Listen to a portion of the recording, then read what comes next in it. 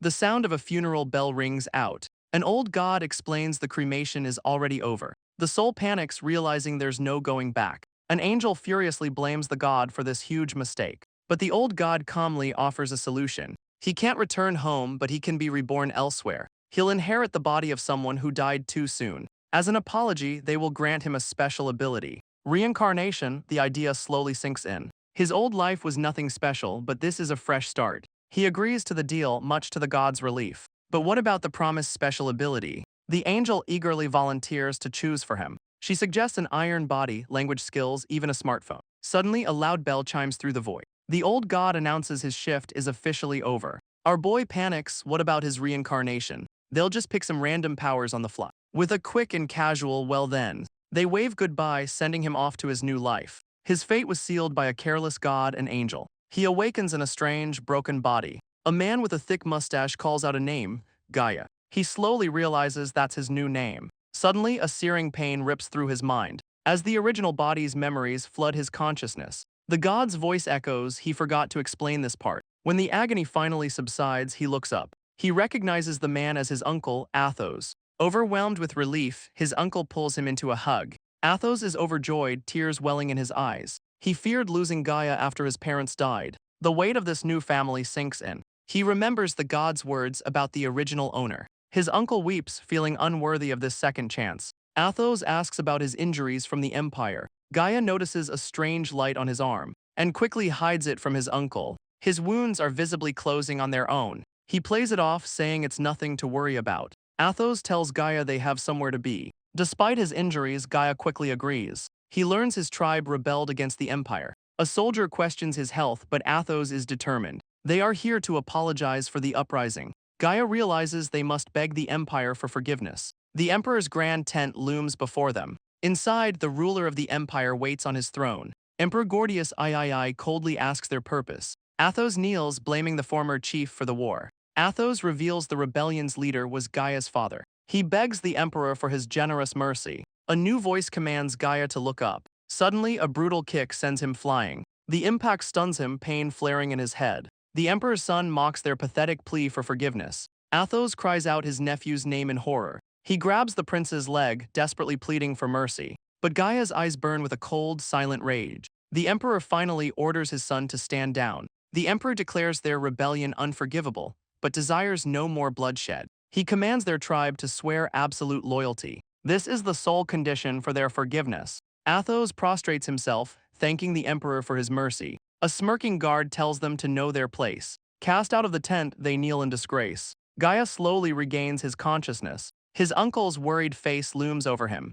Athos explains he had to blame Gaia's parents to protect the tribe. The word barbarians rings in his ears. The insult triggers a flood of memories. He sees the brutal reality of the war. His people captured and bound by the Empire. His father, the chief, lies defeated on the ground. He remembers watching him die, riddled with arrows. The memory shifts to a happier, simpler time. A young Gaia asks why they are called barbarians. His father explains the Empire can't understand them. The boy scoffs, calling the Empire's logic stupid. But his father's face holds a deep sadness. His father laughs, agreeing the Empire is foolish. He explains their people have their own principles. One day they will escape the Empire's rule and build a nation just for their people. The memory fades, leaving Gaia weeping in the present. He stumbles forward, snapping back to reality.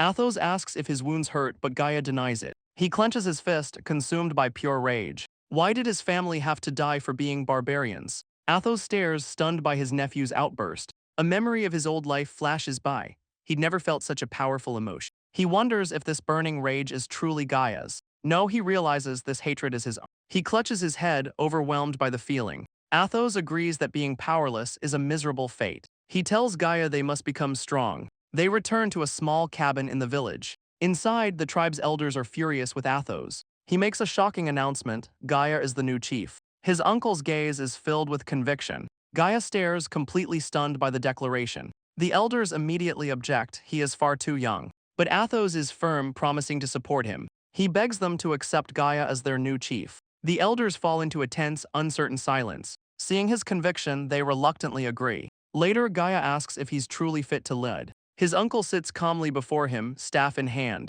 Athos asks if he lacks the confidence for the role. Gaia is left utterly speechless by the question. Gaia admits he's not confident, he's never done this before. Athos recalls his brother, a truly brave man. A memory surfaces of his father, a man of great ideals. Athos knows Gaia is young and not like his father, but he begs Gaia to carry the tribe's hopes. His uncle's plea sinks in, stealing his resolve. He steps outside the cabin, feeling he's hit rock bottom. He blames the careless god and angel for this fate. But if people are counting on him, he must answer. He makes a vow he will crush the empire for his tribe. He remembers the angel's words and calls for a smartphone. A glowing, rectangular tablet materializes in the air. He holds the strange object, wondering how it works. This is one of the random abilities the god bestowed. He realizes the god had no idea what a smartphone was. The deity had called it an advanced information terminal. It contains maps, plus data on plants, animals, and resources. In this world, such knowledge is an incredible power. He then discovers a category for people.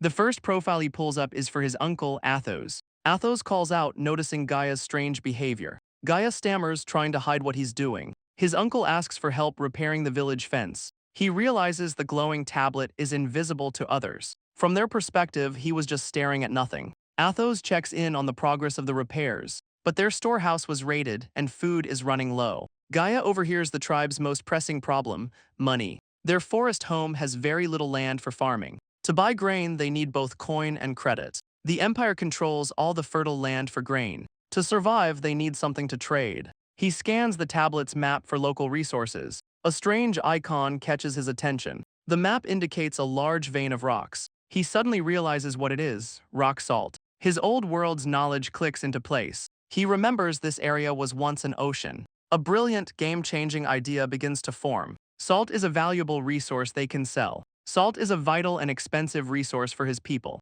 If they can mine it, this could save their entire tribe. The map shows the salt deposit is surprisingly close. He wonders why no one has ever discovered it. A massive, roaring bear provides the terrifying answer. Gaia grins, understanding the danger immediately. The tablet identifies the beast as a bloody bear, but the data says it's not an especially dangerous creature. He spots a villager cornered by the protective mother bear. Without hesitation, Gaia pulls the man to safety. He grips a small knife, ready to face the beast. With a determined cry, he strikes the bear's head, but the blade harmlessly bounces off its thick hide. Gaia stares in shock, his attack completely failed. The enraged bear raises its massive claw to retaliate. A furious roar echoes through the forest. Back at the village, Athos is worried about the bear's territory. Gaia returns, casually brushing off his uncle's concern. He knows his healing ability is the only reason he's alive. The villagers lament that the bear's hide is too tough to pierce. He confirms their blades can't pierce the tough hide. For now, the rock salt seems completely out of reach.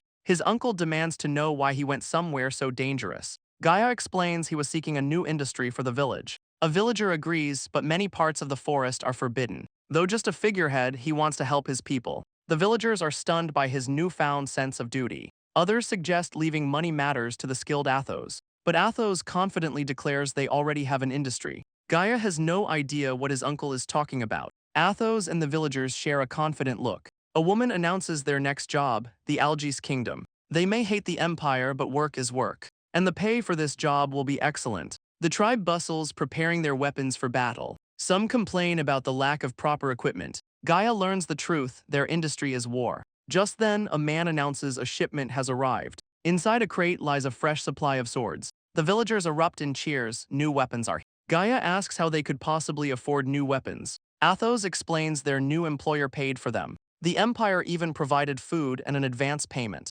Gaia is stunned, expecting to be used as slaves. But his uncle understands the empire's true motives. Emperor Gordius III is a warmonger, always at war. Though defeated, their tribe is needed as mercenaries. This gives them leverage to negotiate their terms. Gaia is impressed by his uncle's political skill. A man tells him to come inspect his old sword. The villagers tease him for taking on the bloody bear. A man asks if he'll really use that old sword, but Gaia notices something strange about the blade. He realizes their swords aren't iron but bronze. A quick lesson explains bronze is a weaker alloy. It's easy to work with and resists rust, but as a weapon, it's far inferior to iron. The Empire's soldiers are fully equipped with iron gear. The villagers explain that iron is a rare resource. This means the price is far too high for them. He realizes his bronze knife was the real problem. They must find a way to afford iron weapons. A villager approaches with a proposal for the war. Gaia listens intently, curious about the plan. The man explains their tribe isn't strong enough.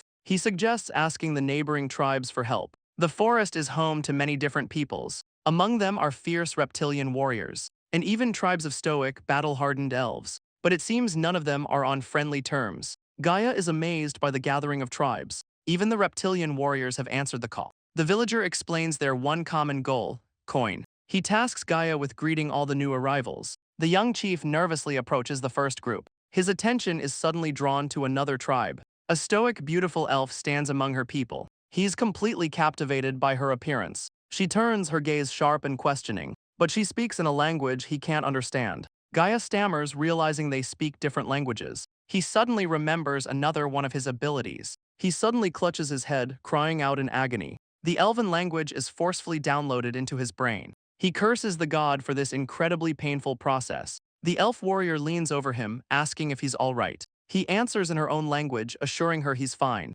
She stares, completely stunned he can speak her language. A winged warrior suddenly calls out to them. The reptilian warrior demands to know where Gaia is. Gaia and the elf warrior turn toward the voice. The reptilian chief introduces himself as Roso. He demands to see Gaia, the one in charge. Gaia steps up, announcing he is the chief. The elf warrior watches, surprised by his confidence. Gaia shakes hands with the imposing lizardman. Roso mocks his small size, asking if he eats. The lizard chief laughs it off as a joke. The elf warrior sighs at their childish conversation. Roso then turns his attention to the elf warrior. Roso scoffs that the elves don't speak their language. The elf warrior glares, clearly unimpressed. She introduces herself as Jessica, chief of the Elenif. She won't be lectured on diplomacy by lizardmen. Roso is stunned she can even speak their language. Jessica argues her people simply prefer a superior tongue. Gaia watches the bickering, feeling out of his depth. The tension between the tribes is palpable. He smirks, realizing what a mess this alliance is. Athos calls out to Gaia, it's time to depart. Athos tells Gaia they can greet everyone on the way. The villagers offer words of encouragement to their new chief. The call to march rings out through the camp. Gaia realizes this will be his very first battle. The combined tribes begin their long march to war. Their destination is the Pyros Plain in the Algis kingdom. This contested land was once fertile, now a battlefield. Now it's nothing but a forest of Imperial spears. An Imperial commander rallies his troops for the coming battle. He declares they will reclaim this land for the Empire. Gaia watches as the commander rallies his men. He vows to show the Algis kingdom the Empire's glory. The soldiers roar, chanting for the Emperor's glory. Gaia is surprised by the soldiers' fervent loyalty. He knows this emperor built his legacy on conquest. He's the man who killed his parents, but work is work. The commander explains this victory will aid Prince Manol's southern campaign. The Imperial soldiers stand at attention, ready for orders. But some soldiers whisper doubts about the prince's command. The name Manol catches Gaia's attention. The commander orders all troops to their assigned posts. Gaia steps forward, asking where his tribe should go. The commander turns, his gaze cold and calculating. Imperial soldiers stare, wondering why a barbarian is here. They question trusting someone who can't understand them. Another soldier scoffs at the northern savages. The commander says their fighting styles are too different. Gaia's tribe is ordered to provide support from the outside. He understands the polite but firm dismissal. He jokes to Athos that they're just a nuisance. An officer agrees their fighting styles are too different. The Imperial soldiers mock their slow, clumsy tactics. Gaia smirks, knowing his tribe was already defeated. Besides, the other tribes can't even understand the orders. The villagers laugh, joking they'll just fight each other. A warrior tells him not to worry, just fight like a wolf. Gaia is stunned by their casual acceptance of death. He remembers that's exactly how his parents died. He realizes their mercenary life has warped their values. Alone, he consults the tablet, seeking a better way. Gaia knows he can't be soft on the battlefield, but he must find a way to minimize their losses. They came here to earn money, not to die needlessly. He scoffs, realizing there's no easy solution. But then his eyes widen in surprise. He's found something incredible on the tablet. Suddenly, a dark vortex erupts in the distance. The Imperial soldiers panic, blaming their mages. But Jessica points, identifying the true source. She realizes it's the work of the barbarians. Imperial soldiers mock her, calling her a crazy barbarian. Jessica flinches, stung by their cruel words. One of the soldiers arrogantly demands she apologize. But she fires back, refusing to be called a slave. The soldiers are completely unfazed by her outburst. Her own people try to hold her back from the fight. The soldier sneers that in the Empire all elves are slaves. He says they just wanted to play with a pretty girl. Her eyes burn with pure, unadulterated hatred. Gaia steps in, trying to de-escalate the situation. The soldiers mock them, asking if they're lovers. Gaia steps between them, calling the soldiers beasts. He introduces himself as Gaia of the Bulmunt tribe.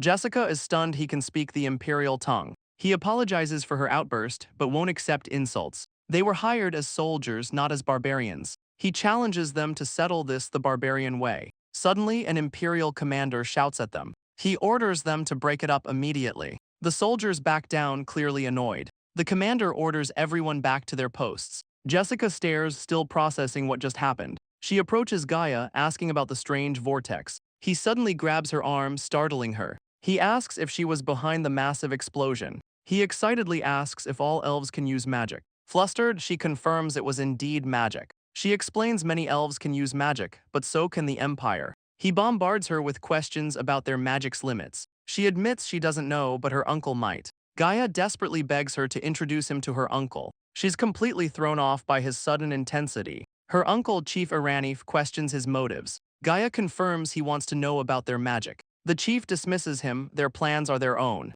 But Gaia begins to explain his reasoning. He asks for their cooperation in the coming battle. He has a plan, but his tribe lacks the strength. Jessica reminds him they can't force anyone to cooperate. But Gaia insists his plan will benefit them all. The elf chief holds up a hand, silencing him. He demands to hear Gaia's plan first. Jessica already told him about their earlier clash. But Gaia showed respect, which the elves must return. Gaia asks if they'll really agree to help. He promises his plan will benefit them all. The chief agrees, his interest finally peaked. Gaia turns away, thrilled with his success. He gives a cheerful wave as he leaves. Jessica just stares, utterly bewildered by the boy. Jessica's uncle scoffs as Gaia cheerfully waves goodbye. The Imperial commander's voice echoes over the Pyros plain. He vows to bring the Emperor's righteous rule to this land. An endless line of soldiers stands ready for battle. Their disciplined ranks stretch across the entire horizon. They are the very image of the Empire's military might. He asks the war god to bless his loyal soldiers. Gaia and Athos watch the display with grim expressions.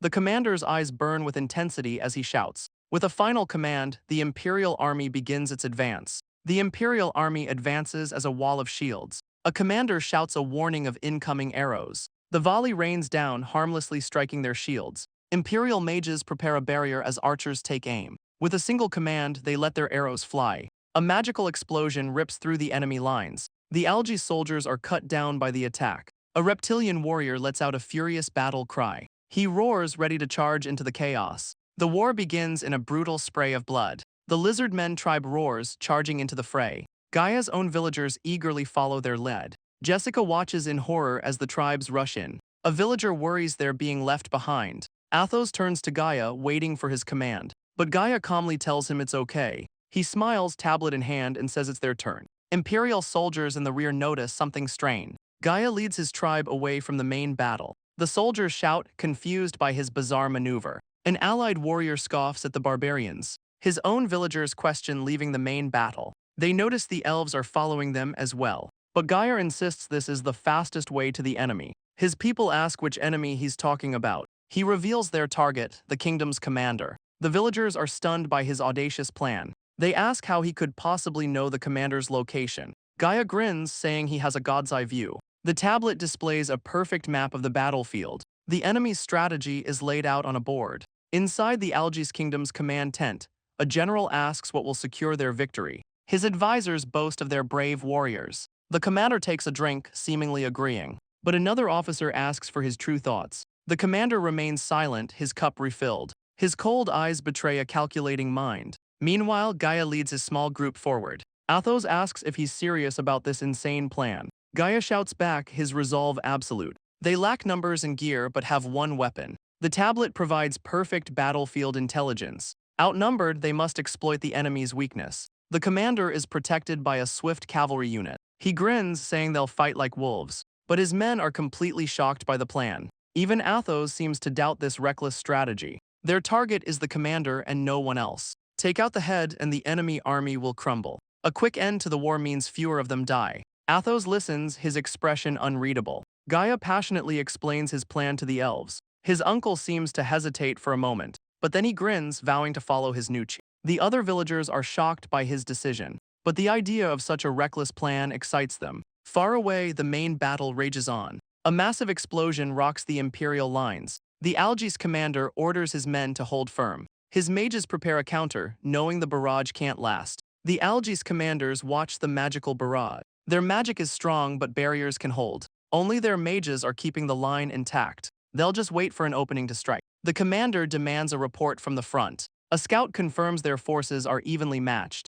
He holds back his cavalry, seeing no advantage. This battle will be a long, drawn-out war. He asks for any other unusual developments. A scout reports a unit fled into the forest. The commander questions the report about barbarians. His officer insists they are too fierce to desert. The commander realizes they fled into the forest. Suddenly, a massive explosion erupts behind them. He demands to know which direction it came from. He orders a full report on the barbarians' route. His officers can only stare in utter confusion. Meanwhile, Gaia's unit cuts through the woods. Athos praises Gaia for securing the elves' help. But Gaia's expression remains grim and focused. Roso and his lizard men suddenly appear behind them. The lizard chief smirks, having noticed their strange maneuver. Jessica calls out his name, stopping him in his tracks. Across the lake lies their target, the command post. The small force takes cover, observing the enemy. He confirms their target is deep inside the fortress. His tablet pinpoints the commander's exact location. His elven allies worry about facing the cavalry unit. He explains the elves will use magic to break their formation, but the others doubt their magic can reach the target. Gaia insists magic is the key, not arrows. He just needs the elves to trust his aim. He points, declaring he's found their opening. The enemy cavalry stands guard, completely unaware. A soldier spots movement in the distance. Gaia's small force charges from the woods. The tribesmen roar, rushing into the attack. The cavalry shouts, caught completely by surprise. Their commander orders them not to panic. Jessica and the other elves prepare their magic. A vortex of dark magic tears through the air. The spell slams into the unsuspecting cavalry. The commander demands to know what hit their barrier. His officer dismisses it as a lucky, random shot, but a second blast proves him horribly wrong. The soldiers panic, their formation breaking apart. Gaia shouts, directing the elves' next attack. Jessica can't believe their magic is hitting its mark. From this distance, their aim should be impossible. But for Gaia, the battlefield is perfectly clear. The magic has cleared a path to their target. Gaia screams the order for his mercenaries to charge. Athos and the villagers surge forward into the gap. Their faces are a mask of grim determination. The tribesmen crash into the disorganized cavalry. Blood sprays as the brutal melee begins. A cavalryman curses, enraged by the infantry assault. Roso taunts a soldier, ready to tear him down. They fight with a savage fury the soldiers can't match. Athos shouts for them to push on toward the commander. Gaia cuts through the chaos, searching. He scans the cavalry, but none are the commander. He desperately searches for his true target. Gaia ignores the grunts, his eyes locked elsewhere. The cavalry officer orders a full retreat to regroup. He whispers, finally spotting his prey. A wild grin spreads, the commander is his. The commander tries to shout the order to fall back, but Gaia is already upon him, sword raised high. The commander can only stare in disbelief. His bronze sword shatters against the commander's armor. Gaia roars, declaring he'll take the commander's head. The commander sneers, refusing to fall so easily. But Roso intercepts another soldier, protecting Gaia's back. Gaia glances back, surprised by the lizardman's help. Roso roars for him to take the commander's head. The commander looms over him, enraged by the infantry. A spear thrusts down, aiming for the kill. Gaia rolls aside, narrowly dodging the fatal blow. He realizes the spear's reach is far too great. He knows there's only one way to get closer. He lunges forward, letting the spear impale him. The commander scoffs at the boy's foolish charge, but Gaia grips the spear shaft, bloodied but determined. He pulls himself along the weapon, closing the gap. With a final heave, he tackles the commander. They both crash to the ground in a heap. The commander realizes this was a suicide attack. Gaia looks down at the fatal wound, and his divine healing power kicks in. Gaia glares down, declaring only the commander will die. His knife plunges into the commander's neck. Roso shouts in alarm, asking if Gaia is all right. Gaia grins, saying he's fine because he can't die. Roso confirms their target is finally dead. A warrior announces Gaia has slain the Algis general. Athos and his men stare in utter disbelief. The villagers erupt in cheers, stunned by his victory. Jessica can't believe he actually pulled it off. The remaining cavalrymen freeze, their leader now gone. The cavalryman seethes, shamed by mere infantry. He roars they can't face the prince after this defeat. He orders his men to kill every last one of them. Athos screams for everyone to retreat into the forest. The vengeful cavalry thunders across the field. They charge, determined to avenge their commander. Gaia and Roso realize the fight isn't over yet. But then, a new cavalry unit storms the field. The villagers cheer, realizing they've been saved. The Imperial army's main force has finally arrived. The Imperial cavalry arrives to clean up the mess. Gaia stares up at the imposing armored soldiers. Their commander thanks the mercenaries for their work. Gaia is still processing their hard-won victory. The commander offers a cold, condescending smile. He promises their reward will be paid in full. Suddenly, the story shifts to a new world. A man has been reincarnated as a giant beetle. Two young adventurers recognize the strange creature. A man apologizes for wiping out the quest monsters. Eavesdropping, he learns he's in the Welderan kingdom. Suddenly, one of the kids points up into the trees. They've found him, a giant beetle perched in the branches. Their leader vows to protect them, thrilled by the find. The beetle man is flattered by the boy's admiration. The kids decide to come back later with a net. He continues to listen, gathering intel from the children. But the boy with glasses feels something is off. A beautiful butterfly appears, a rank E monster. He panics, realizing another monster is dangerously close. The kids are completely charmed by the beautiful butterfly. A terrible premonition makes him use life detection. His fears are confirmed, a high-level spider waits. The boy with glasses realizes the butterfly is just bait. The kids decide to follow it deeper into the woods. The beautiful creature leads them further into the trap. The boy with glasses suddenly realizes their fatal mistake. The children walk directly into the spider's massive web. Just as the butterfly passes, one of them strikes.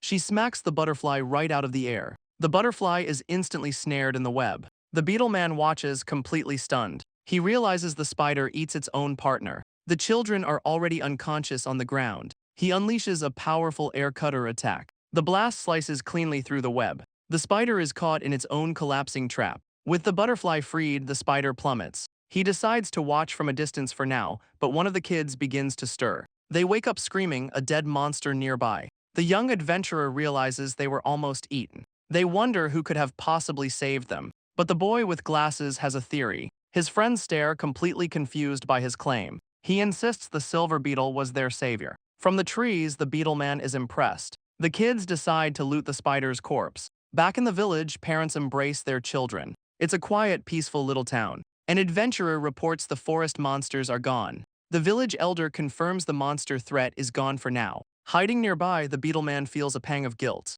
The young adventurer decides to follow them to the city of Webble. Years later, the children have become capable warriors. On the road, they notice a strange absence of monsters, but one of them spots a familiar silver beetle overhead. Their journey ends at the bustling city of Webble, but the story suddenly returns to the mountain pass. Jessica complains the Imperial army is already on the move, but Gaia's men are just happy to get paid. A villager calls out a final farewell. Athos reveals this was a two-front invasion. He suspects the other front is the main battle. Their next destination, the fortress of Colin Castle. Imperial soldiers are already scaling the high walls. Defenders rain down rocks and arrows from above. The brutal assault takes a heavy toll. As dusk falls, a commander orders the retreat. The siege pauses as night begins to fall. The Imperial army makes camp outside the walls. Inside the camp, soldiers drink and celebrate. Merchants move through the tents, selling their wares. Gaia and Athos watch the bizarre, festive scene. Gaia questions if this is really a war camp. The mood is nothing like the grim Peiros plain. Athos explains that merchants always follow armies. Gaia realizes their last battle ended too quickly. But even so, Athos feels something is wrong. He tells Gaia they must report to headquarters. They arrive at the heavily guarded command post. The guards sneer, recognizing them as mercenaries. They mock how quickly they arrived from Peiros. Gaia tries to formally announce their arrival. A guard dismissively tells them to follow. They're led through the bizarrely festive camp. Soldiers drink and laugh, celebrating a victory. Gaia feels a deep unease about the atmosphere. The guard warns them to watch their mouths. Inside, Gaia notices the strange scent of perfume. Suddenly, a noblewoman bumps right into him. The noblewoman chides him for his clumsiness. Her companion notes how young Gaia is for a soldier. She announces their arrival to the prince. A portly man looks over, questioning the guest. He is Prince Manol, and he didn't summon them. Gaia recognizes the prince's face instantly. The prince seems to remember him as well. Athos formally announces their arrival from Peiros. The prince takes a drink, completely ignoring him. He suddenly hurls his goblet at Athos's head. Athos clutches his head, trying to stop Gaia. Surrounded by women, the prince scoffs at their report. He dismisses the mercenaries as a complete nuisance. He snaps his fingers, ordering them thrown out. Athos grabs Gaia, begging him to stand down. He insists their business here is now finished. Outside, Athos asks where their unit should camp. The aide just tells them to find any empty spot. Gaia seethes at their casual dismissal. The aide adds that the castle is already surrounded. The aide says a slow siege will break their will. Nearby, a mustached merchant watches the coast. He spots something moving out on the water. He asks why a boat is leaving at this hour. His companion insists no boats were scheduled to leave. The mustached man wonders if he's seeing things. An elf-like merchant agrees it's a strange time to sail. The mustached man walks with a younger companion. The young man admits he's no soldier, but he knows this camp is dangerously lax. Gaia wonders if the prince's incompetence is just an act. But he grits his teeth, a job is a job. The merchant asks if Gaia noticed the boat. Gaia has no idea what he's talking about. The man insists he saw a ship out on the water, but Gaia realizes his tablet might have seen it. The merchant asks about the siege of Colin Castle. He drops a bombshell, the Empire might actually lose. Gaia demands to know how that's even possible. With 20,000 soldiers, this camp feels more like a festival. Jessica says all these merchants mean a long war. She insists this is nothing to celebrate. But Roso is just happy for the good food. He complains this battlefield is just plain boring. Jessica wonders if they're just reinforcements. Gaia smiles, enjoying the market's festive mood. Roso suddenly puts it all together. He asks Jessica why she tagged along. She claims it's her duty to watch them. Roso grins, realizing she just likes Gaia. Jessica is completely flustered by his accusation. Her shock quickly turns into pure annoyance. She denies it, but Gaia just smiles. A hooded merchant approaches them in the market. Jessica notes the merchants aren't from the Empire. The camp is filled with diverse races and goods. Roso excitedly calls Gaia over to a stall. He points to a basket of strange, bright fruit. Gaia identifies them as a type of orange. Roso is thrilled by food he's never seen before. The merchant offers them fresh oranges from the south. He cuts a slice for them to sample the fruit. Gaia's eyes widen in sudden realization. These merchants are from the enemy Algis kingdom. He notes the man's perfect accent, unlike his companions. The merchant laughs, impressed by his sharp observation. He introduces himself as Karanos of the Algis kingdom. For merchants, he explains there are no borders. He assures them he has an imperial permit to trade. Roso and Jessica are stunned by the delicious fruit. The merchant offers them more samples of southern fruit. He smiles as they devour the sweet treat. He notes the fruit would last a trip to their homeland. Gaia freezes, catching the merchant's strange wording. He asks how the man knew they were barbarians. Karanos explains he heard barbarians had just arrived. Gaia smiles, impressed by the man's sharp intellect. The merchant asks if they need to buy provisions. Gaia needs rations that are light and long-lasting. Karanos agrees, but there's a condition. The merchant deduces they're buying rations to leave soon. Gaia laughs it off, claiming it's just a precaution. Karanos apologizes for his forwardness. He promises to call them when he restocks his goods. Roso remarks that the merchant is a sharp one. Gaia agrees, referring to the smiling man. Roso adds his train movements are odd for a merchant. Gaia agrees, realizing the man is no merchant at all. He suspects the man is a soldier, an Algis spy. His friends are stunned he saw through the disguise. Gaia knew this battlefield would be a disaster. Jessica is stunned by the mention of a spy. She realizes he was serious about needing an escape plan. He asks the merchant why the Empire might lose this war. The man reveals he saw a boat heading for the castle. His companion scoffs at the useless Imperial prince. The merchant agrees the Empire has no reason to sail at night. Gaia's mind races, thinking about the prince's incompetence. He suggests the boat might be Algis' reinforcements. Officially, the castle's fall is only a matter of time. Supplies are secretly entering the castle, changing the situation. Supplies maintain the castle's fighting strength, he explains. If supplies reach the castle, Algis knows their situation. Defenders expect aid, meaning the Empire won't take the castle. Gaia confirms the boat was indeed heading for Colin Castle. Roso and Jessica stare, surprised by the revelation. Karanos, the spy, offers to prepare their provisions. Algis has a supply route, so reinforcements will arrive quickly. Jessica grimly processes the implications of his words. Jessica insists they prepare to escape if the Empire retreats. Roso asks if the Empire even knows about the supply route. Gaia doubts it, wondering if they should warn them. Jessica glares, completely against the idea. She argues they have no obligation to the Empire. Gaia agrees, doubting they'd listen to mere mercenaries. But Roso insists they have to try.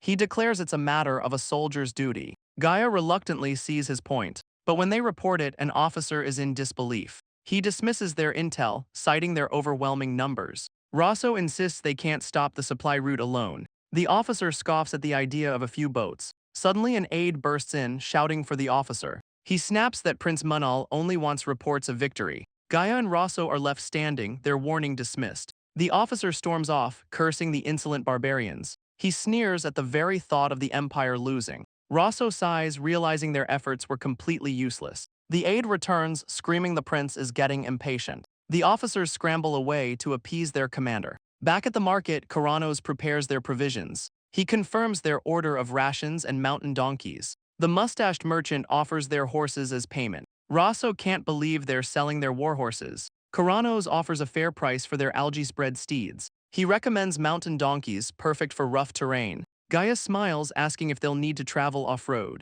The mustached man asks about future supply runs, but Karanos says he's returning to his homeland soon. Gaia and Roso understand the unspoken warning. The merchant announces he's sold out and will leave tomorrow. His spy mission is complete. Algis forces will arrive soon. Gaia thanks him for the warning, wishing him safe travels. He reflects on the long history between the two nations. The spy notes his kingdom needs allies outside the empire. The revelation leaves Gaia completely stunned. He declares his interest in them as future business partners. He hopes they will meet again when the war is over. Gaia stares, understanding the gravity of the situation. They shake hands, a promise of a future meeting. Back in their camp, Gaia gathers his allies. He warns everyone to watch the battlefield closely. His men argue they've been paid and owe nothing. Gaia agrees their duty to the Empire is finished. He refuses to suffer the Empire's arrogance any longer. His only job now is getting his people home safely. Far away, Colin Castle stands against the sea. A soldier reports to a new, imposing commander. The Algis prince acknowledges the report coolly. He stands ready, his reinforcements prepared to strike. The next morning, the battlefield is deceptively quiet. Imperial soldiers on watch complain about their hangovers. They casually joke about the women from last night's party, but one of them nervously points to the horizon. Far in the distance, a new force is approaching. The guards realize it's far more than a patrol. A massive army crests the hill, ready for war. The soldiers panic, asking if reinforcements were expected. A lookout screams in terror, it's an enemy attack. A scout confirms the Algis army is upon them. An officer demands to know what's happening. He scoffs, boasting their numbers will crush the enemy. But the scout stammers, trying to warn him. A massive Algis fleet is approaching from the sea. The officer freezes, his arrogance shattered. He screams for an immediate report to the prince. Gaia confirms the Algis reinforcements have arrived. Athos can't believe the spy's warning came true. His tablet shows they're being attacked from two sides. The Imperial army is caught in a perfect pincer. The Empire still has the numbers to break through. He hates the Empire but won't let them all die. He orders his men to prepare for a full retreat. The enemy's movements are far too fast and coordinated. He realizes the Algis prince is leading the attack. His tablet displays the prince's name, Alex. On a nearby hill, the prince watches his trap close. A soldier confirms the encirclement is complete. He speaks to the distant castle, his voice cold. He promises the long wait for rescue is finally over. Prince Alex gives the order to begin the assault. He vows to trample the Imperial cowards. His army roars, charging into the fray. A frantic report reaches the Imperial command tent. Their northern flank is being crushed by the pincer. Prince Manol glares, annoyed by the interruption. He rages, blaming his officers for their incompetence. Gaia can't believe the prince is drunk. Manol screams, calling his own men useless. He blames them for the army's failure. He dismisses them, telling them not to bother him. An officer insists they can't just stay here.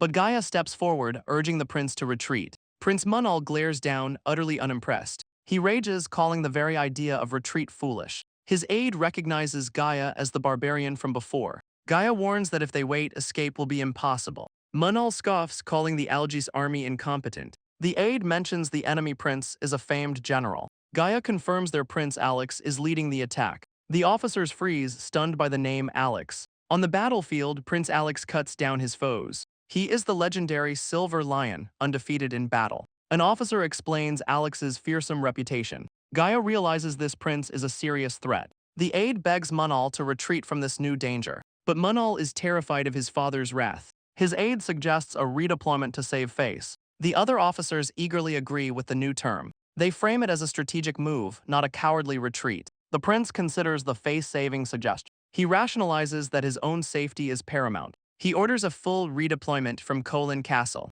The officer relays the command to fall back toward Pyros. Gaia and Athos can only sigh at the incompetence. Athos admits the situation is worse than he feared. But the Algis fleet has already blocked their retreat. Gaia tells Athos it's time to follow their own escape plan. Suddenly, Athos shouts out in alarm.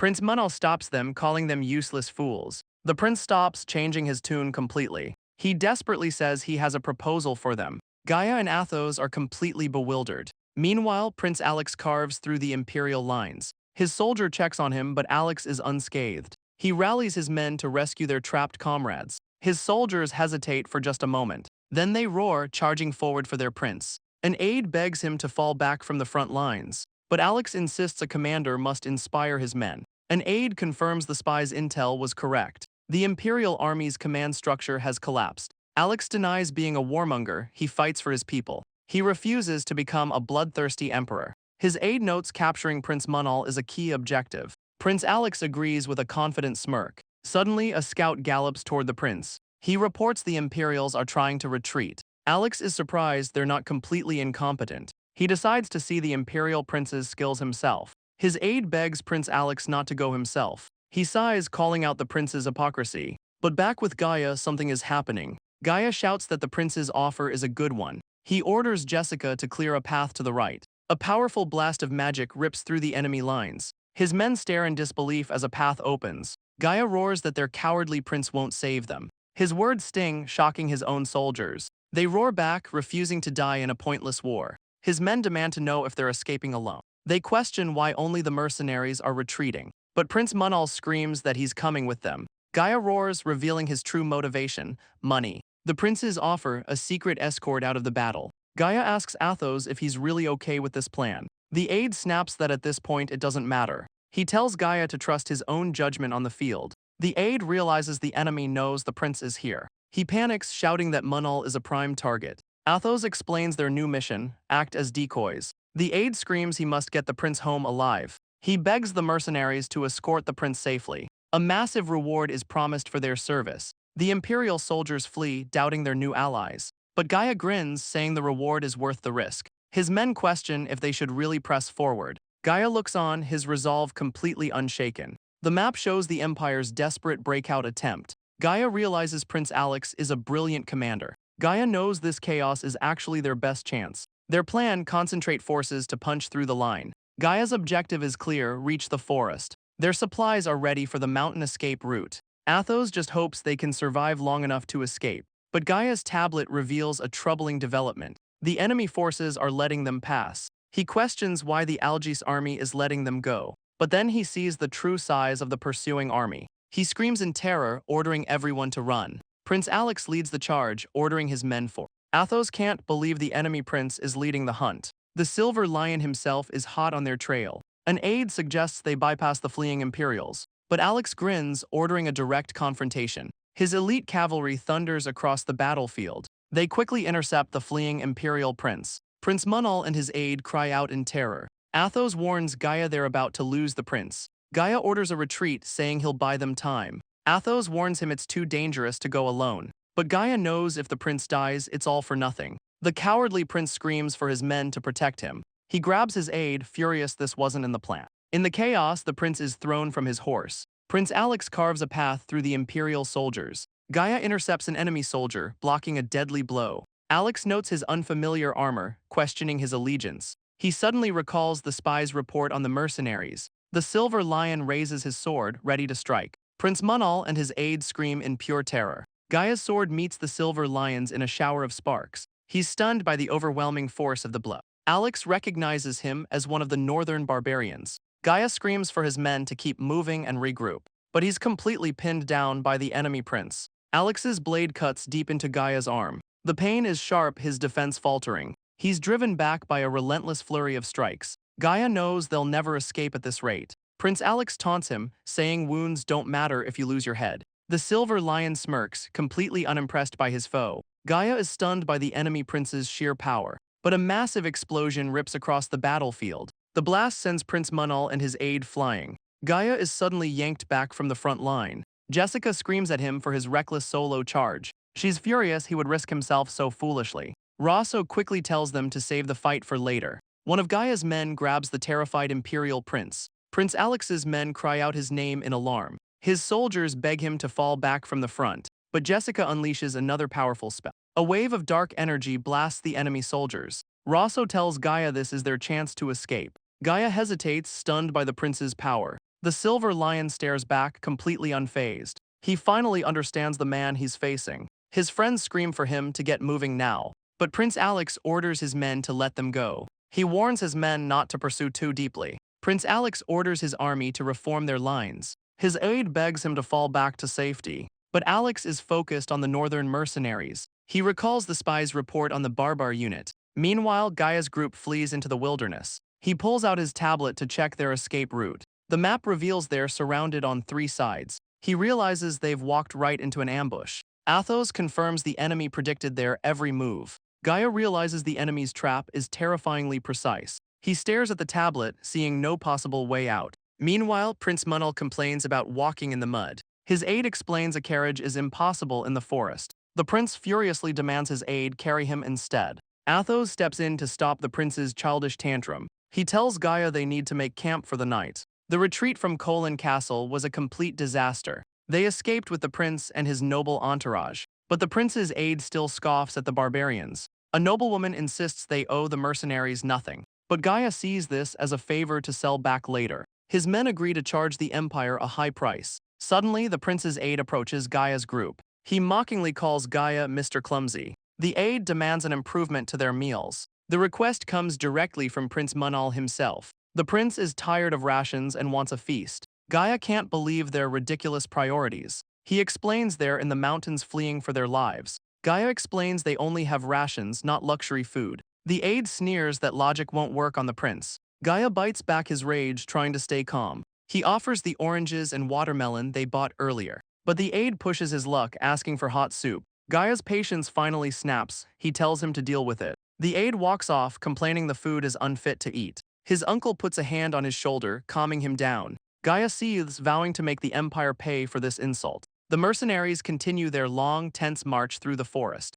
The prince's aide continues to berate the mercenaries. They navigate a treacherous mountain pass. The long, grueling march finally comes to an end. A scout shouts that they've finally reached the main road. In the distance, they see the coastal city of Peiros. Imperial banners still fly high above the city walls. The men cheer, relieved to find the city is still safe. Inside a lavish hall, an officer reports the prince's return. A commander acknowledges the disastrous loss at Colin Castle, but Prince Manol just sips his wine, complaining about his ordeal. Prince Manol whines that the war wasn't as easy as promised. He accuses a new commander of sending him useless soldiers. The commander, Hibiscus, calmly denies the charge. The prince's aide scoffs at the man's stoic defense. Hibiscus seethes at the shame of being saved by barbarians. The aide mockingly brings up how helpful the mercenaries were. The prince complains about the lack of civilized food. He screams at Hibiscus to entertain him properly. The commander can only bow, promising to do his best. The prince and his party quickly sail for the capital.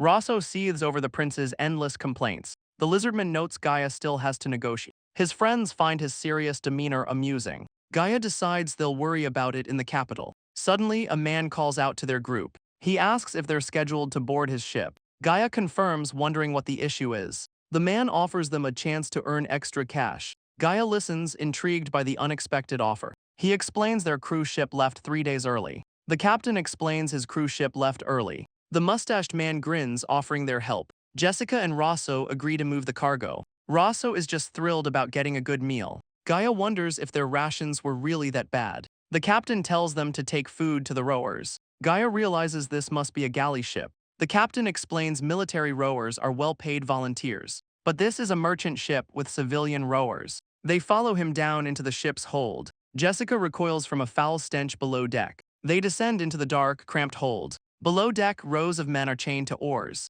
Ropes are tied tightly around their necks. Their ankles are bound, shackled to the ship. Roso stares, horrified by what he sees. The captain confirms the grim truth: they're slaves. Roso can't believe they're on a slave ship. An overseer snaps at him to get back to work. A young slave asks if they're the barbarians. The slave recognizes Roso's northern accent. Roso mistakes the man for Athos. He asks his uncle if they know him. The mustached man hesitates to answer. The slave explains he's a barbarian too. The uncle recognizes him from a past battle. An overseer suddenly shouts at them to be quiet. He viciously strikes the slave for talking. The man chokes, the rope tightening his neck. Roso and his uncle watch in absolute horror. The overseer beats the man for speaking without permission. He strikes again, drawing blood from the helpless slave. Roso grabs his arm, screaming at him to stop, but the man shoves him back with brutal force. The uncle desperately calls out for Gaia. The overseer scoffs at the troublesome barbarians. He reaches for his weapon, ready to escalate.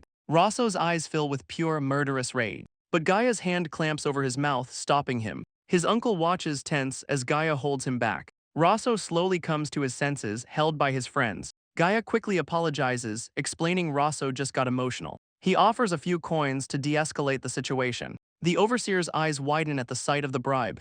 Gaia asks him to show some mercy to their countrymen. The guard smirks but says he still has a job to do. Gaia's expression hardens at the man's casual cruelty. He places the coins in the guard's greedy hand. The man grins, saying he won't kill valuable property. Gaia grabs Roso, forcefully pulling him away from the scene. Roso's eyes are wide with lingering fury. He sits in shame, his head in his hands. The lizardman calls out to Gaia from the deck. He reminds them killing an Imperial would be disastrous. Roso apologizes, understanding his mistake. The lizardman admits he almost lost his temper too. But Gaia's gaze remains fixed on the ship's hold. Roso turns to his uncle, Athos. He desperately asks if they can save the slave. Athos looks to Gaia, his expression grim. Athos warns Roso not to get any foolish ideas. Roso insists he just wants to negotiate the man's freedom. But Gaia explains the man is now Imperial property. He's not the only one, many of their people are slaves. They have no money or power to buy them all back. Once someone becomes a slave, their fate is sealed. Gaia tells him to accept this harsh reality. Jessica clenches her fist, seething with silent rage. Roso can't believe what he's hearing. The words echo, a bitter pill to swallow. They arrive at the Imperial capital, Galleria. The city is a bustling hub of Imperial culture. Its streets are filled with life and commerce, a place where all roads are said to lead. Inside the palace, a report is given to the emperor. Commander Hibiscus details their southern victories. He credits the mercenaries for the prince's redeployment. The commander dedicates this victory to his emperor. But the emperor looks utterly bored by the news. The nobles sneer at the mention of barbarians. An official says soldiers don't understand courtly manners. Gaia listens, knowing he's right. They're summoned to an office to discuss their reward. The man introduces himself as Herman Malfeifelt. Gaia is surprised by his polite demeanor. He's not used to Imperials being so humble. Herman gestures to the scrolls on his desk. He lists their two great deeds for the Empire. Gaia braces himself for the negotiation to begin. He's relieved the prince's aide kept his word. He's relieved the prince's awful tantrums are over. Athos wonders how far they can push their demands. Herman says the emperor will grant any reasonable request. Gaia steps forward with his one condition. He demands a complete tax exemption for his people. The official considers the unexpected demand. But Roso thinks gold would be a more useful reward. Gaia knows this will stop the Empire's constant surveillance. The official sees the true weight of their demand. He understands, but a permanent exemption is impossible. The official suggests they agree on a time limit. He offers a tax exemption for a mere 5 years. Athos fumes, 5 years is an insult for saving the prince. Gaia calmly counters with a demand for 30 years. Herman argues their land's value is well documented. Roso points out their population has shrunk from the chaos. He watches the tense negotiation, his nerves frayed. Gaia is surprised by the official's calm logic. Roso wonders if they've only met the worst Imperials. Athos admits he was prepared to use threats if needed. But Athos argues that's not nearly enough. Gaia realizes threats won't work on this man. He looks at Herman, a new plan forming. The official notes their records are impressive. Gaia wonders why he's only a mid-level official. Herman makes a final offer, 15 years. He asks them to stay in the capital for now. Gaia and Athos gratefully accept the deal. They celebrate their unexpected victory. But Gaia knows this is more than just a tax break. This is their chance to rebuild their strength. Athos formally thanks Herman for his generosity. But Herman says it's a fair reward for their service. Suddenly, the prince's aide interrupts their meeting. He explains Prince Manol is demanding payment now. Herman realizes the prince has run out of money. Gaia's men apologize for the awkward interruption. Athos politely asks if the prince is doing well. The aide screams that he is not well at all. The prince is partying, blowing through his budget. The aide asks Gaia about the Colon prisoner's ransom. Herman feigns surprise at the prince's financial troubles. The aide gossips that the prince inherited his father's habits. He reveals the emperor has been drinking heavily lately. The court is worried about the emperor's health. Gaia and his men listen, taking in the information. Herman quickly silences the gossiping aide. He apologizes, but Gaia found the talk interesting. Herman dismisses them, promising to be in touch. Outside, they admit Herman was a tough negotiator. Athos admits 15 years is a huge win. Gaia agrees Herman is far too skilled for his rank. Athos explains promotions are based on noble bloodlines. They've seen firsthand how incompetent nobles can be. A man like Herman is held back by the system. Athos calls it a complete waste of talent. Gaia realizes this world also runs on connections. They walk through the bustling capital streets. The city is a monument to imperial power. Gaia knows the Empire's strength comes from these men. Athos says the Empire's talent pool is vast. It's an enemy too massive to truly hate. Later, they find a small eatery in the city. A server calls out announcing tonight's menu. They're serving fresh bread and chicken onion soup. The place is bustling with happy customers. The lizardman waves Gaia over to their table. He tells Jessica he's already saved her a bowl. He takes a bite, his eyes widening in delight. Even Jessica admits the Imperial food is delicious. Jessica wonders what makes the simple soup so good. Gaia notes the spices are rare back in their homeland. In the Empire, even commoners can afford such luxuries. Roso asks Jessica about the status of the medicine. Gaia realizes their medical supplies are running low.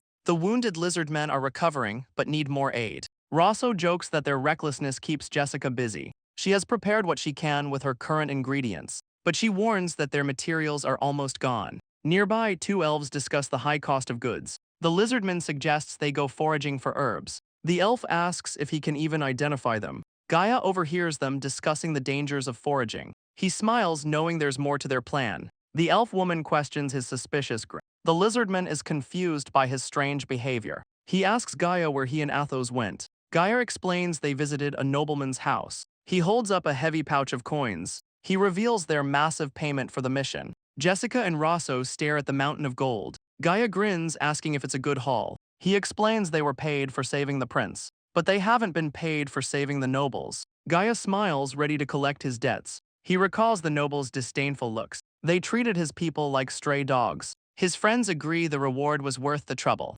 but Gaia tells them not to be satisfied yet. This isn't even half of what they're owed. Gaia grins, promising there's even more to come. Jessica realizes this much gold changes everything, but Gaia's expression turns completely serious. He already has a plan for the money. He has a purpose for every single coin. Later, the leaders of the other tribes gather. The Bluemont, Angro, and Vandal tribes are all here. Even the elves and lizardmen have sent representatives. Athos calls the Great Barbar tribal meeting to order. He explains the money they collected from the nobles. He pours out the massive bag of gold coins. The other tribal leaders stare in disbelief. They celebrate the huge reward for their efforts. But Gaia has a different plan for the money. A rival leader immediately questions his authority. He demands they divide the gold immediately. Jessica quickly tells the man to be quiet. Another leader argues their alliance is one of convenience. Gaia insists his plan will benefit everyone. He proposes they buy back their enslaved people. The leaders are stunned by his radical proposal.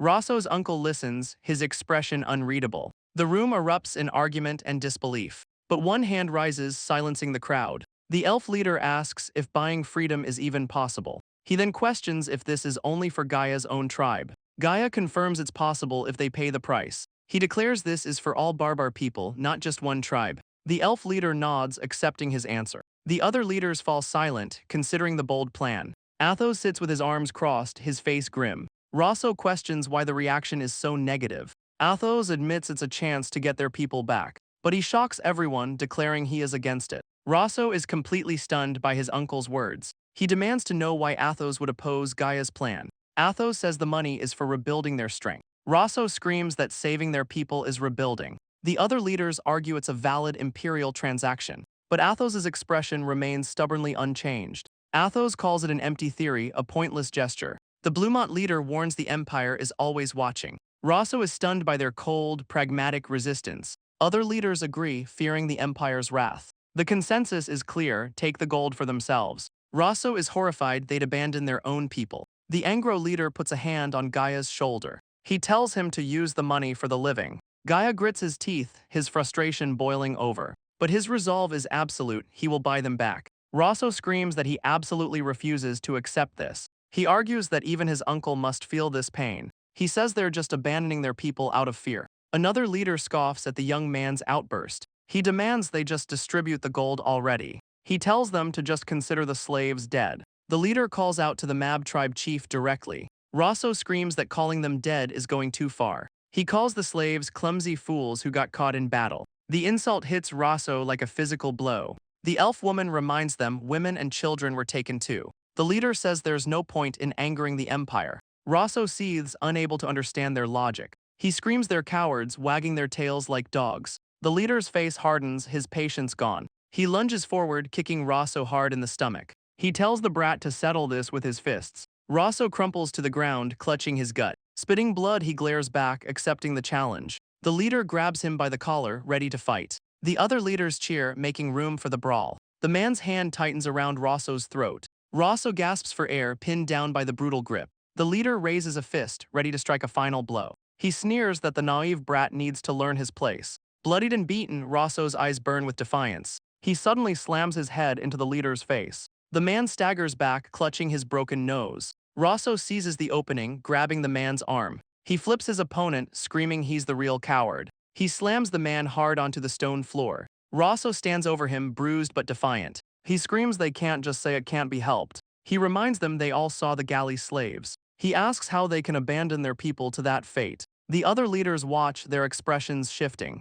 But the defeated leader just calls it empty idealism. He says they're too weak to defy the Empire's will. Roso recalls his father who rebelled against the Empire. Gaia says the man chose to fight rather than kneel. Roso asks if they'll become slaves in spirit too. He challenges their pride, asking if they've given up. He vows to carry on his father's defiant will. He will save their people, ignoring the Empire's wrath. He'd rather die a proud wolf than a beaten dog. He tells anyone who disagrees to go home and hide. The leaders are stunned by his passionate defiance. But the leader screams they want their people back too. Roso finally sees the truth in their eyes. He declares their pride isn't broken, they can still rise. He vows to bring their comrades home. The crowd roars, fists raised in solidarity. Jessica and the lizardmen watch, inspired. Even Athos is moved by his nephew's fire. Later, Roso nurses his battered face. Jessica gets her medical supplies ready. She examines a deep, ugly bruise on his shoulder. She tells him to hold still while she treats it, but Roso insists it's just a scratch.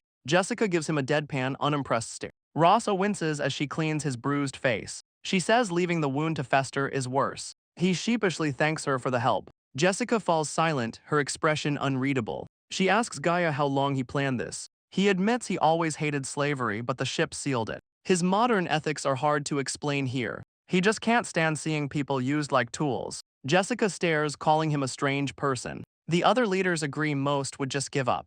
Roso admits he intentionally provoked the leader. Jessica reveals she lacked the courage to speak up, but she smiles, feeling completely refreshed now. She wanted to support Gaia's plan all along. She encourages Roso to keep fighting for it. He smiles, his resolve strengthened by her words. Elsewhere, the tribal leaders are drinking together. The defeated leader suddenly cries out in pain. He complains to Athos about his reckless nephew, but Athos just grins, proud of his boy. The leader admits he respects Athos's strength, but he questions why Athos backs Gaia's plan. Athos laughs, declaring he'd never betray Gaia. He explains it was a promise to his dead brother. The leader remembers the name, Noel. A flashback shows Noel a brave warrior. A younger Athos begged him to escape a losing battle, but Noel smiled, saying Gaia would lead them. He looked his brother in the eyes. His dying wish was for Athos to protect Gaia. The defeated leader scoffs, calling the whole thing absurd. He admits he never understood being bound by the dead. But Athos explains Gaia changed after their great defeat. He now thinks of prosperity, not just endless war. Athos believes Gaia can achieve what they never could. The Engro leader agrees, putting his faith in Gaia. But the Bluemont leader asks if he can beat the Empire. The man's answer is a firm, unwavering yes. The Bluemont leader slams his cup, calling it foolish. He drunkenly dismisses their faith as pure sentiment. The Engro leader laughs, deciding to trust Gaia too. He tells the skeptic he'll eventually come to believe. Sometime later, Gaia's group prepares for a hunt. Gaia notes they can finally hunt the fearsome bloody bear. Their new Imperial weapons can pierce its tough hide. The lizardman and Jessica nod in agreement. He confirms to another warrior the hunt will continue. With other tribes helping, they can gather more food. Every tribe will need supplies for the coming winter. They use the nobles' gold to free their enslaved comrades. They couldn't free everyone who was taken. Their entire reward was spent on the ransoms. But Gaia knows it was the right choice. Bringing their people home was worth more than gold. He has no regrets about spending the money. But now a new problem looms: winter. With more people, they need more food to survive. The reality of their situation begins to sink in. They are short on food, clothing, and housing. This year, they'll need to buy more supplies than ever. The lizardman suggests hunting more bears for their valuable pelts. He then remembers another valuable resource they have. Jessica looks shocked, asking if the rumor is true. The rumor was about a massive deposit of rock salt. Gaia smirks, confirming the incredible discovery. With their freed comrades, they've already started mining it. Jessica realizes they'll no longer need to buy expensive salt. She scolds the lizardmen for being so clueless. They celebrate, dreaming of perfectly seasoned soup, but his expression shows their problems are far from over. Athos's party returns from an Imperial market, but he admits they were beaten down on the price. The hunting party also returns with their haul. They've brought back valuable bloody bear pelts, but Gaia scoffs the Imperials bought them for cheap. This highlights their biggest problem: no trade routes. Their trading has always been minor and informal. They lack the experience to negotiate fair prices, but Gaia knows their salt is the real prize. It's a rare resource with a stable, high value. Those with power will fight to protect their interests. The Empire will exploit them if they have no other routes. And in the worst possible case, the Empire might invade just to seize the salt mine. They've already drawn attention by freeing their people. Luckily, salt doesn't spoil. They can put this plan on hold. He decides to explore the uncharted lands beyond the bears. He spots something unexpected growing in the mountains. They discover an entire grove of wild grapes. The entire party stares up in disbelief. The others admit they've never seen this plant before, but Gaia recognizes the icon from his smartphone. A Bluemont tribesman is shocked it was so close. The strange white fruit hangs heavy on the vines. It gives off a sweet, intoxicating aroma. The lizardman impulsively pops one into his mouth. Roso and the elf scream, fearing its poison. He chews, savoring the unexpected flavor. His eyes fly open in a state of pure bliss.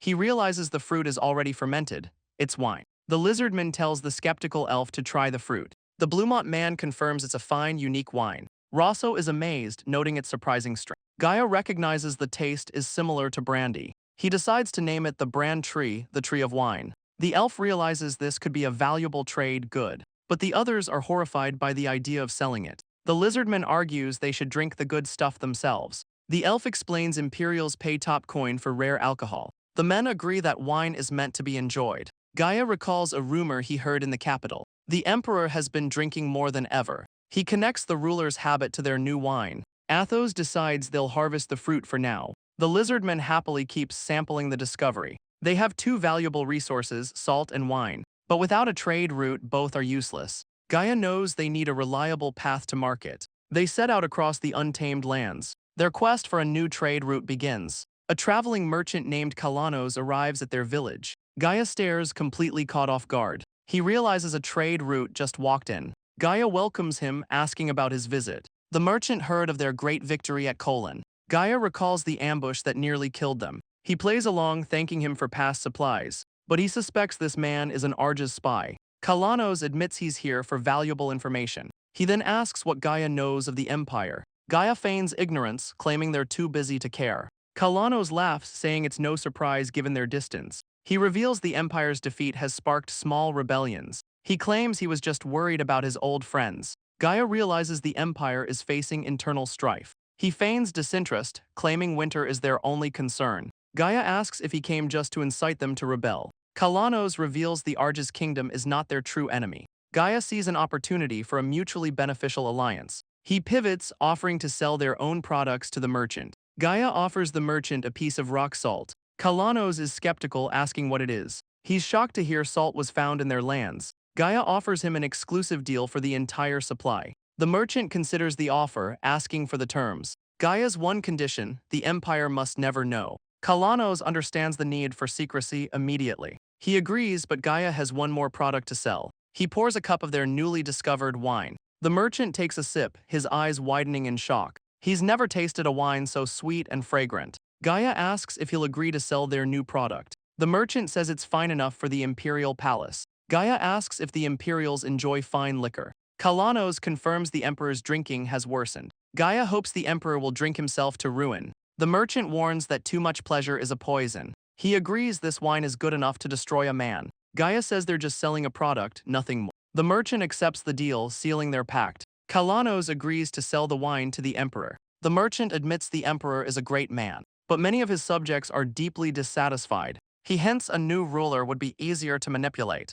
Gaia smiles, looking forward to the coming chaos. They pause negotiations to inspect the merchant's goods. Kalanos offers him some dried Imperial grapes. He then asks if they're available for hire. Gaia says no, questioning the sudden offer. Kalanos explains he needs people who can't be traced. The merchant asks about the peaceful Ling Kingdom. He reveals a small dispute is brewing there. To put it bluntly, they need to hire mercenaries. The scene cuts to the troubled Ling Kingdom.